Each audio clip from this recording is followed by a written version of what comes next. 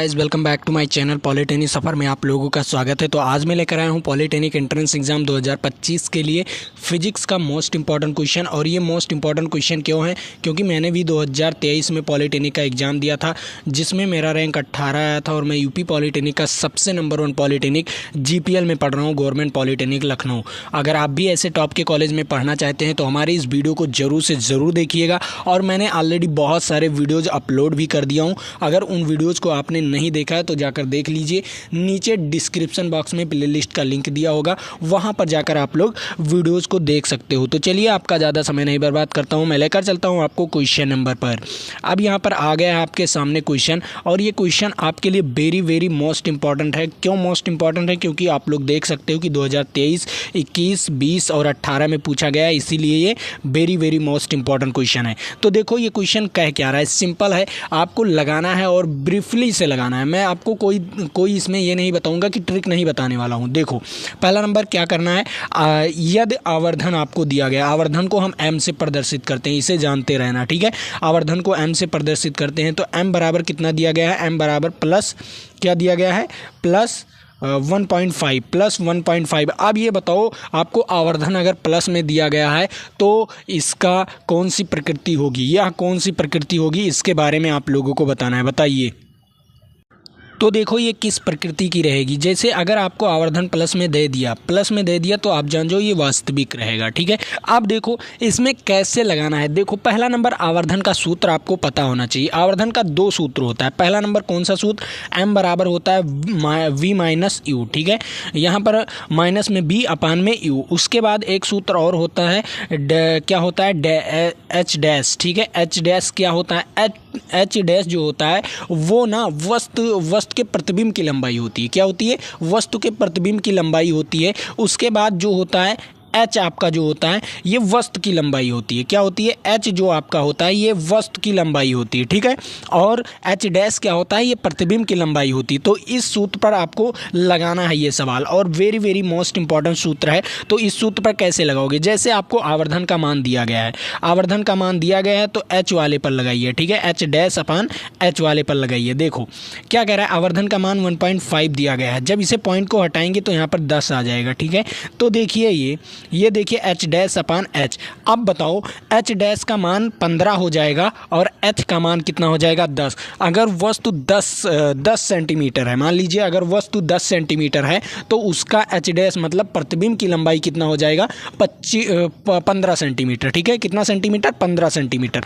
अब यहाँ पर देखो पहला ऑप्शन दिया गया है कि प्रतिबिंब के आकार वस्तु के आकार के बराबर, ये गलत हो जाएगा। वास्तविक है तो ये दोनों ऑप्शन गलत हो जाएगा, क्योंकि इसमें आभासी दिया गया है, ठीक है। क्या है इसमें? आभासी ये दिया गया है, ये दिया गया है, क्योंकि प्लस से आपको क्या पता चल गया, वास्तविक है। उसके बाद आपको देखिए बी वाला ऑप्शन क्या कह रहा है, प्रतिबिंब का आकार बड़ा है किससे? वस्तु के आकार से। देखो प्रतिबिंब का आकार है ये 15 सेंटीमीटर है और वस्तु का आकार है जो 10 सेंटीमीटर है, ठीक है। यहाँ से आपको पता चल गया कि प्रतिबिंब का आकार वस्तु के आकार से बड़ा है, ठीक है। प्रतिबिंब का आकार वस्तु के आकार से बड़ा है, तो इसका राइट आंसर क्या हो जाएगा?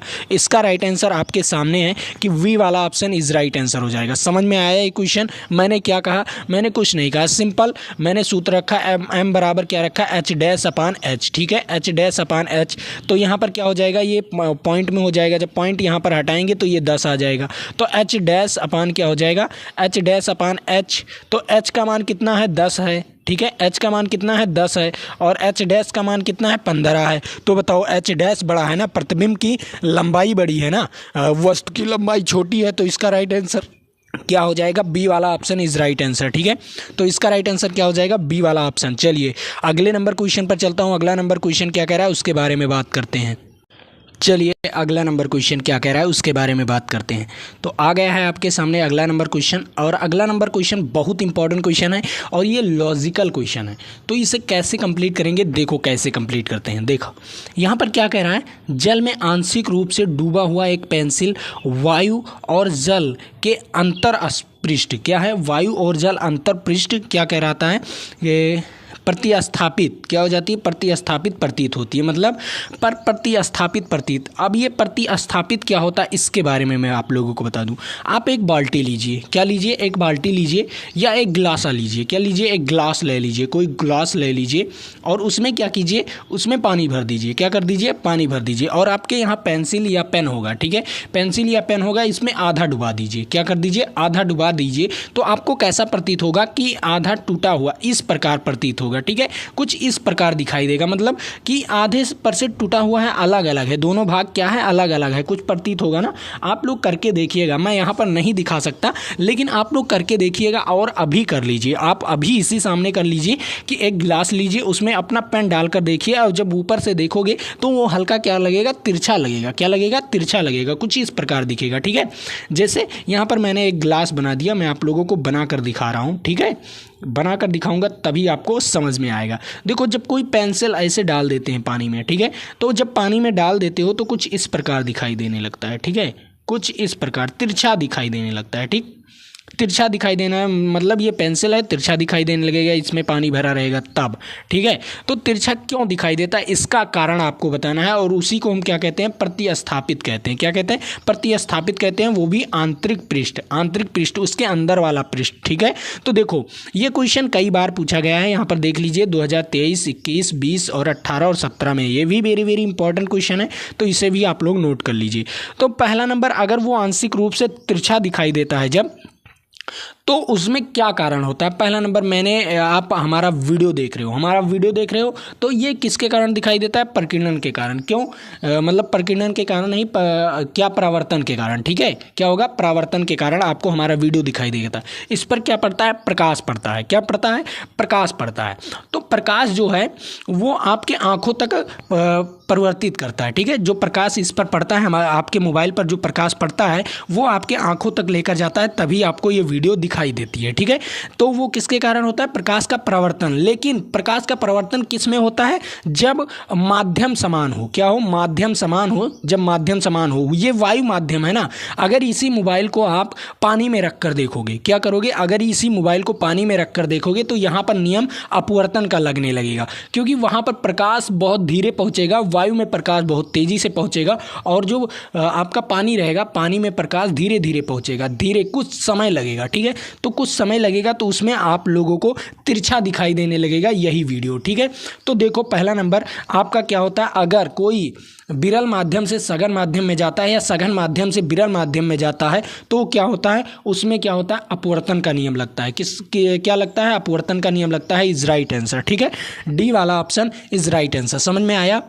आपने सुना होगा, एक परावर्तन का नियम सुने होंगे, एक अपवर्तन का नियम सुने होंगे। अपवर्तन का नियम कब लगता है, जब विरल माध्यम से सघन माध्यम में प्रकाश जाता है और जब सघन माध्यम से विरल माध्यम में। लेकिन जब आप लोग प्रकाश का परावर्तन कब सुने होंगे, प्रकाश का परावर्तन जब सुने होंगे कि जब वो एक ही माध्यम में रहता है। जैसे अगर वायु में है तो वो प्रकाश वायु में ही रहना चाहिए, अगर जल में है तो वो प्रकाश जल में ही रहना चाहिए, ठीक है।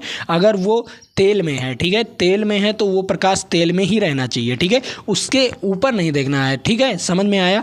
इसीलिए मैं आप लोगों को बता दिया हूँ इसमें कौन सा नियम लगेगा, क्योंकि वायु से सीधा किस में जाता है, देख लो किस में जाता है, वायु से जल में जाता है, ठीक है, वायु से जल में जाता है, मतलब अपवर्तन का नियम लगेगा, ठीक। समझ में आया क्वेश्चन, वेरी इंपॉर्टेंट क्वेश्चन था, ठीक है। इतना समय मैं क्यों लिया, क्योंकि आपको समझाना था। चलिए अगले नंबर क्वेश्चन पर चलता हूँ। अगला नंबर क्वेश्चन क्या कह रहा है, वो भी आपके लिए बहुत बहुत मोस्ट इम्पॉर्टेंट है। आप देखो यहाँ पर क्या कह रहा है, कह रहा है निम्न में से निम्नलिखित को उनके पूर्ण अपवर्तनांक, क्या, पूर्ण अपवर्तनांक, इसमें उनके पूर्ण अपवर्तनांक के बढ़ते हुए क्रम में व्यवस्थित कीजिए। अब बताओ अपवर्तनांक को बढ़ते हुए क्रम में कैसे लिखेंगे। पहला नंबर मैं आप लोगों को बता दूं, देखो पहला क्या होता है, जल। जल में आपका जो होता है, पहले नंबर आपका वायु आएगा, वायु इसमें है नहीं, वायु इसमें है नहीं, तो वायु लिख दे रहा हूँ मैं आप लोगों को, एक बढ़ाकर बता दे रहा हूँ। देखो पहला नंबर वायु आएगा, क्योंकि वायु में प्रकाश चलता है, ठीक है। और उससे पहले क्या, वायु से पहले निर्वात आएगा, क्या आएगा, वायु से पहले निर्वात आएगा, निर्वात में प्रकाश चलता है, ठीक है। निर्वात के बाद वायु आएगा, ठीक है, उसके बाद क्या आएगा, जल आएगा। ठीक है, जल के बाद कोई भी तेल, जैसे जैसे कड़ू का तेल या केरोसिन या पेट्रोल, ये सब तेल वगैरह आएगा। ठीक है, तेल आएगा। ठीक है, केरोसिन या कोई भी चीज़, इसमें केरोसिन दिया गया है तो केरोसिन ही ले लीजिए। चलिए मैं तेल लिख दे रहा हूँ, तेल लिख दिया तो आप लोग समझ जाओगे। ठीक है, उसके बाद क्या आएगा, उसके बाद आपका कांच आ जाएगा। ठीक है, कांच आ जाएगा, क्योंकि कांच तेल से ज़्यादा मजबूत होगा, क्योंकि कांच क्या होगा, तेल से ज़्यादा मजबूत होगा। और उसके बाद आपका क्या आएगा, हीरा आएगा। क्या आएगा, हीरा आएगा। ठीक है, उसके बाद हीरा आएगा। तो अब देखो यहाँ पर मैंने आपको 3 से 4 पॉइंट बता दिया। ये पॉइंट अगर आपने ध्यान में रख लिया तो इससे एक क्वेश्चन फिक्स है आपका, इससे एक क्वेश्चन फिक्स है और आप लोग सही सही करके आओगे। ठीक है, अब देखो पहला नंबर मैंने क्या बताया था, पहला नंबर निर्वात, तो निर्वात इसमें है नहीं। ठीक है, उसके बाद मैंने क्या बताया, वायु, वायु भी इसमें है नहीं। ठीक है, किसी ऑप्शन में नहीं है। ठीक है, उसके बाद मैंने क्या बताया, जल, जल बताया। फिर बताया तेल, तेल में क्या ले सकते हैं, केरोसिन वगैरह ले सकते हैं। ठीक है, केरोसिन ले सकते हैं।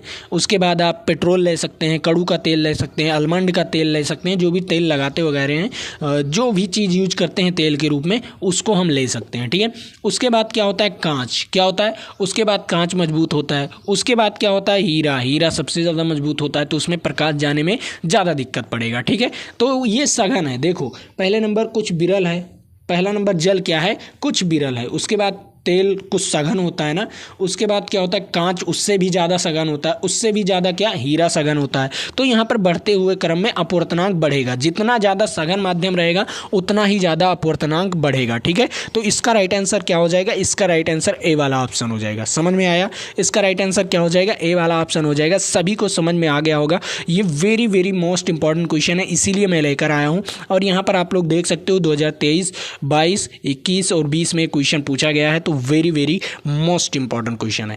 तो चलिए अगले नंबर क्वेश्चन पर चलता हूं। अगला नंबर क्वेश्चन क्या कह रहा है उसके बारे में बात कर लेते हैं। तो आपके सामने आ चुका है ये question, very very most important. अब देखो ये क्वेश्चन क्या कह रहा है, सिंपल क्वेश्चन है और इसे भी बताना है आप लोगों को। क्या कह रहा है, कह रहा है लेंस की शक्ति लेंस के फोकस दूरी से किस प्रकार संबंधित है। अगर जो शक्ति है, लेंस की जो शक्ति है ना, वो लेंस की फोकस दूरी के किस प्रकार संबंध है, ये आप लोगों को बताना है। तो सभी लोग बताइए कि इसका राइट आंसर क्या हो जाएगा। तो मैं आप लोगों को बता दूं, बहुत मोस्ट इंपॉर्टेंट क्वेश्चन है, तो आप लोगों के लिए बहुत दिमागी क्वेश्चन है। देखो पहला नंबर ये 2023, 22, 21 और 20 में पूछा गया है, इसलिए वेरी वेरी इंपॉर्टेंट है। तो देखो मैंने आपको क्या बताया, शक्ति जो है P से लिखते हैं, जिसका मात्रक डायोक्टर होता है। तो ये किसके समानुपाती होता है, समानुपाती का चिन्ह लगेगा यहाँ पर। देखो समानुपाती या व्युत्क्रमानुपाती। ठीक है, व्युत्क्रमानुपाती का मतलब 1/f। ठीक है, तो ये तो आपका सही हो जाएगा, व्युत्क्रमानुपाती। लेकिन लेकिन लेकिन लेकिन अब देखो इसे हम क्या कहते हैं, इसे हम क्या कहते हैं, समानुपाती। क्या कहते हैं, समानुपाती का चिन्ह कहते हैं। तो देखो यहाँ पर क्या है कि P समानुपाती क्या होता है, 1/f के, 1/f के क्या है, समानुपाती, वो भी प्रतिच्छेद, क्या है, प्रतिच्छेद समानुपाती है। ठीक है, तो यहाँ पर इसका राइट आंसर क्या हो जाएगा, 1/f के समानुपाती इज राइट आंसर। ठीक है, क्या हो जाएगा, A is right, B is right answer. ठीक है, समझ में आया आप लोगों को, समझ में आया आप लोगों को कि इसका राइट आंसर क्या हो जाएगा, वी इज राइट आंसर।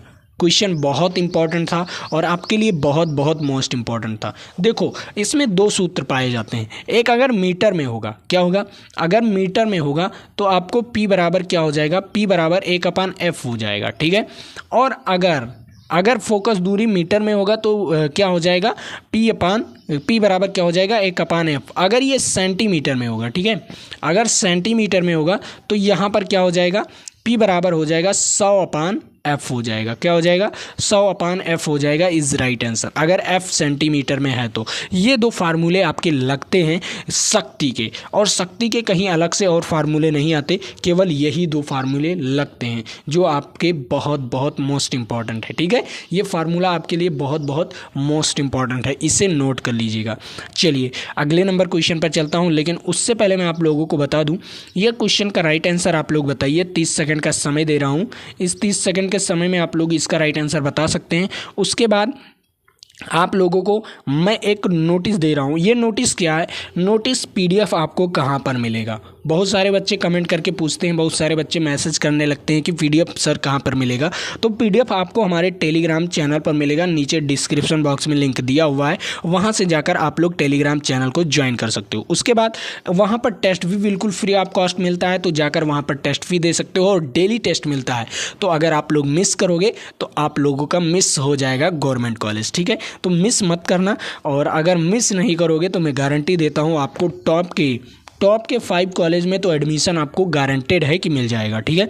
जो हमारे चैनल से पढ़ते हैं बच्चे, वो आप लोग समझ जाइए कि उनको मैंने टॉप के 10 कॉलेजों में एडमिशन दिला दिया हूँ। टॉप के 10 कॉलेजों का मतलब होता है कि हाँ बच्चा टॉपर है, ठीक है। क्या है? बच्चा टॉपर है। और बहुत सारे, मैं आप लोगों को बता दूं, यहीं पर मैं अपने ही कॉलेज में जीपीएल में, गवर्नमेंट पॉलिटेक्निक लखनऊ में, मैंने लगभग 25 बच्चे अपने ही यूट्यूब चैनल का लेकर आया हूं, जो ये टॉप का कॉलेज है। क्या है? टॉप का कॉलेज, नंबर 1 यूपी का सबसे नंबर 1 कॉलेज है गवर्नमेंट पॉलिटेक्निक लखनऊ वाला, ठीक है। तो ये कॉलेज नंबर 1 है और इसमें मैंने 25 बच्चे लाया हूँ। और मुझे अभी ज़्यादा दिन नहीं हुआ चैनल चलाए, 1 साल हुआ है लगभग, और 1 साल में मैंने यहाँ पर 25 बच्चों को ले आया। तो सोचो कहाँ कहाँ मेरे बच्चे गए होंगे, ठीक है, मेरे यूट्यूब चैनल के, ठीक है। तो यहाँ पर आप लोग देख लीजिए, देखो उन 25 बच्चों से मैं मिलवाने वाला हूँ आपके सामने ही, ठीक है। अब एक वीडियो बनेगा, उसमें मैं आप लोगों को मिलाऊंगा, ठीक। अब यहाँ पर देखो क्या कह रहा है, नेत्र विशेषज्ञ। अब बताओ, नेत्र विशेषज्ञ कोई होगा मतलब कोई डॉक्टर होगा। नेत्र का क्या होगा? कोई डॉक्टर होगा। विशेषज्ञ का मतलब डॉक्टर, ठीक है। आप लोगों को डॉक्टर इंग्लिश ज़्यादा अच्छी लगेगी, ठीक है। अब यहाँ पर कोई डॉक्टर है, वो नेत्र का है। किसका है? आँखों का डॉक्टर है। द्वारा लेंस की शक्ति इतना किया गया है, बताया गया है। क्या किया गया है? उस लेंस, कोई लेंस चश्मा बनाया है, कोई डॉक्टर है जो आँखों का डॉक्टर है, वो चश्मा बनाया है जिसके लेंस की शक्ति इतनी बताई गई है। तो उसकी फोकस दूरी आप लोगों को बताना है कि वो लेंस, अगर ये लेंस है और ये प्लस में है, क्या उसकी शक्ति क्या है? प्लस में है, तो ये कौन सा लेंस होना चाहिए, और उसके बाद इसकी फोकस दूरी कितनी होनी चाहिए, तब आपका इतना डायोप्टर का लेंस बनेगा। तो मैं आप लोगों को बता दूं, देखो पहला नंबर, अगर ये फोकस यहाँ पर क्या है, यहाँ पर अगर शक्ति पॉजिटिव में है तो फोकस दूरी पॉजिटिव में होगा। और फोकस दूरी किसका पॉजिटिव होता है ये आप लोग जानते हो। तो पहला नंबर, फोकस दूरी आप लोग जानते हो कि किसका पॉजिटिव होता है। एक ये होता है उत्तल लेंस। क्या होता है? उत्तल लेंस। यहाँ से प्रकाश आया, यहाँ पर गया, यहाँ से पूरा प्रकाश गया, यहाँ से फिर तिरछा हो गया, ठीक है।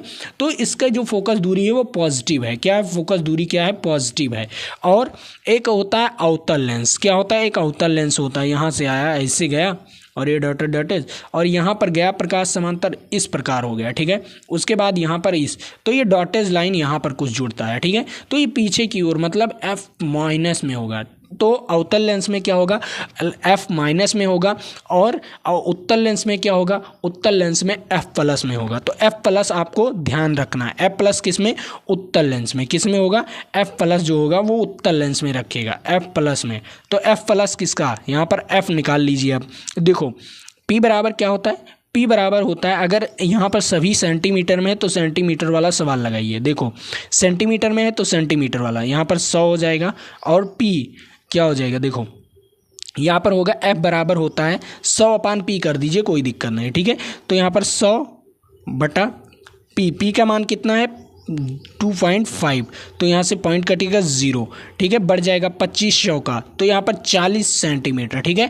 F बराबर क्या आ जाएगा? प्लस में 40 सेंटीमीटर। तो प्लस में 40 सेंटीमीटर किसका है? और प्लस में है। फोकस दूरी क्या है? प्लस में है। और अगर फोकस दूरी प्लस में है तो कौन सा लेंस होगा? अगर फोकस दूरी प्लस में है तो कौन सा लेंस होगा? उत्तल लेंस होगा। कौन सा लेंस होगा?